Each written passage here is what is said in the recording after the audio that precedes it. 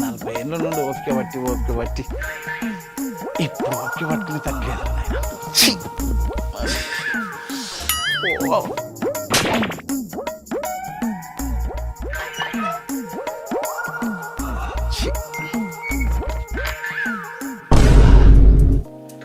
నలభై ఏళ్ళకి పెళ్ళి అయితే ఇది ఇట్లా చేసింది ఎట్లా నిద్ర పడుతుంది ఇక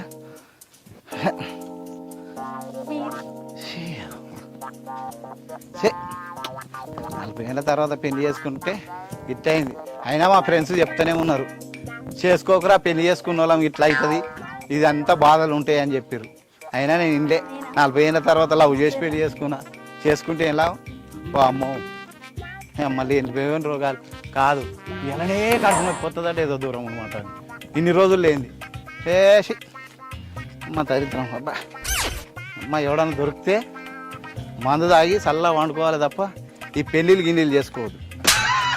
అమ్మో పెళ్ళిళ్ళు అంటే కానీ ఎవడు కనబడతలేడేంది.